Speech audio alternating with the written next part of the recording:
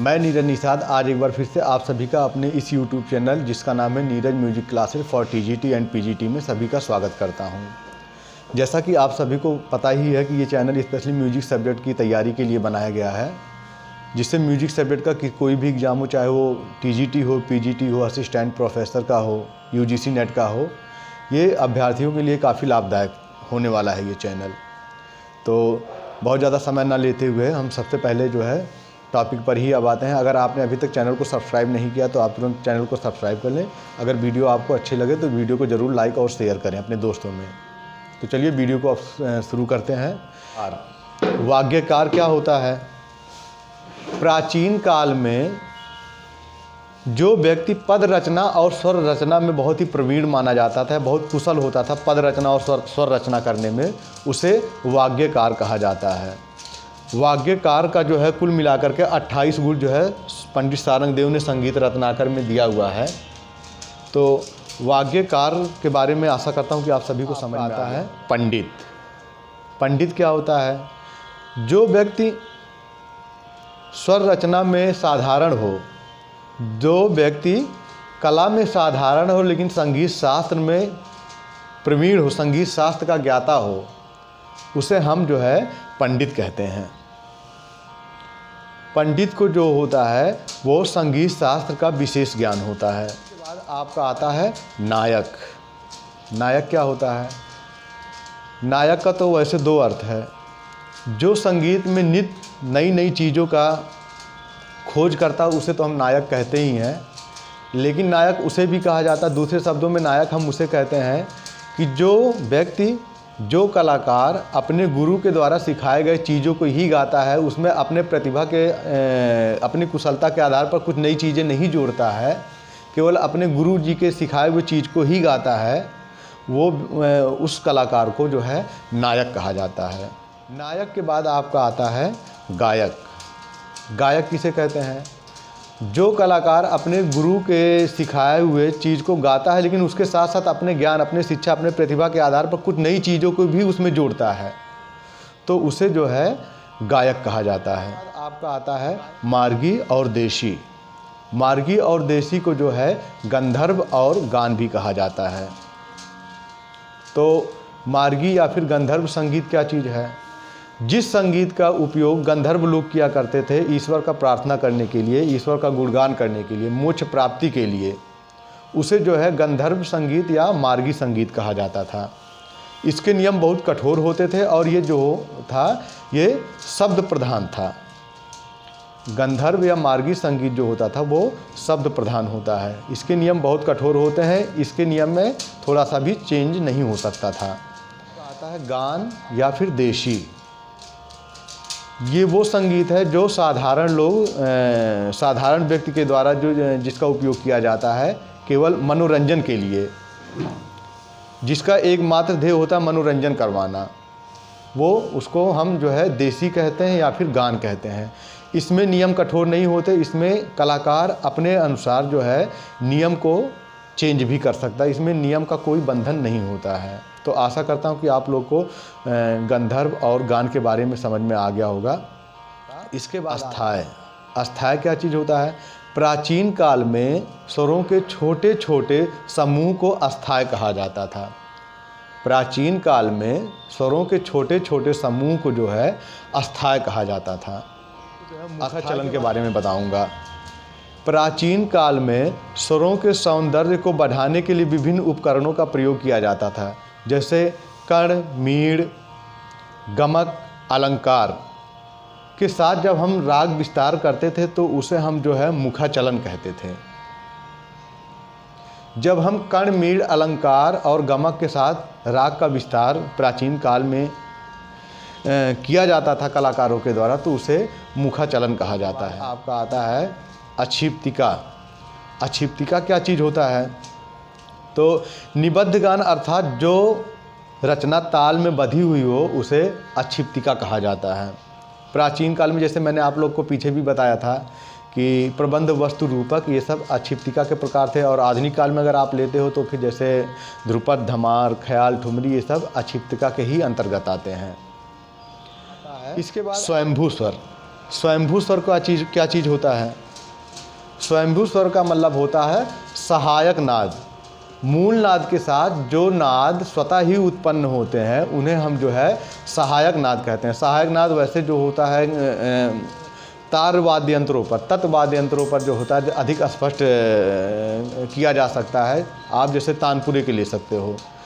तानपुरे के पहले तार को अगर आप पा स्वर से मिलाते हो तो उसमें से सहायक नाद, उसमें से तो मूल नाद पा निकलेगा, लेकिन उसके साथ सहायक नाद धा, नी और रे निकलता है। लेकिन अगर पहले स्वर को आप मा स्वर से मिलाते हो तो उसके साथ आपका निकलता है जो है मापा, धा और सा, सहायक नाद निकलता है।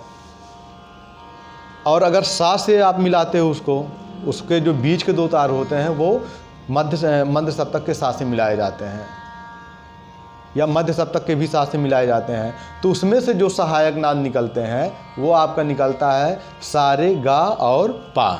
सा तो आपका मूल नाद हो जाता है, उसमें रे, गा, पा जो होता है आपका सहायक नाद होता है। तानपुरे से 7 स्वर तो निकलते हैं, लेकिन उसमें से 7 स्वर तो निकाले जा सकते हैं, लेकिन उसमें से एक समय में केवल 6 स्वर ही निकलते हैं। अगर तानपुरे के पहले तार को आप मा स्वर से मिलाते हो तो उसमें से आपको नी स्वर नहीं मिलेगा, लेकिन अगर पहले तार को पा स्वर से आप मिलाते हो तो उसमें आपको मा स्वर नहीं मिलेगा। तो ध्यान रहे, अगर आप मा से मिलाते हो तो उसमें से आपको नी स्वर नहीं मिलता है, और अगर पा से मिलाते हो तो उसमें से आपको मा स्वर नहीं मिलता है। आपका आता है आधार स्वर। तो पूरे संगीत का आधार स्वर केवल एक ही है, वो है आपका षडज। आधार स्वरों की संख्या केवल एक ही है, जिसको हम सा के नाम से जानते हैं, उसको मूल स्वर भी कहा जाता है। आधार स्वर या मूल स्वर जो है स्वर विस्तार। स्वर विस्तार क्या चीज़ है? किसी भी राग के स्वरों को लेकर के हम जब उसके पूरे नियमों का पालन करते हुए तीनों सप्तकों में कुछ समय तक आलाप करते हैं तो उसे हम जो होता है स्वर विस्तार कहते हैं। किसी भी राग के स्वरों को लेकर के उसके पूरे नियम का पालन करते हुए मंद्र, मध्य और तार सप्तक तीनों सप्तकों में जब हम उसके स्वरों को लेकर के आलाप करते हैं, कुछ समय तक राग के स्वरूप को खड़ा करने का प्रयास करते हैं, तो उसे हम जो है स्वर विस्तार कहते हैं। स्वर विस्तार आता है जो वो होता है ग्राम। ग्राम क्या चीज़ है? निश्चित श्रुति अंतरों पर स्थापित 7 स्वरों के समूह को जो होता है वो ग्राम कहा जाता है। निश्चित श्रुति अंतरों पर स्थापित 7 स्वरों के समूह को जो होता है वो ग्राम कहा जाता है। ग्राम 3 होते हैं।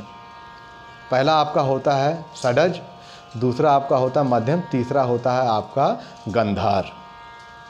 जैसा कि 22 श्रुतियाँ हैं तो 22 श्रुतियों में 4 3 2 4 4 3 2 इतने श्रुति अंतर पर आपका जो होता है वो षडज ग्राम आ जाता है। लेकिन आप अगर 4 3 2 4 3 4 2 पर अगर अपने स्वरों को बैठाते हैं तो ये आपका जो हो जाएगा ये मध्यम ग्राम हो जाएगा। तो अगर आप 22 श्रुतियों पर अगर आप अपने स्वर को बैठाते हैं तो षडज ग्राम सबसे इजीली आप लोग जान लीजिए कि षडज ग्राम के स्वर इस तरीके से हो जाएंगे।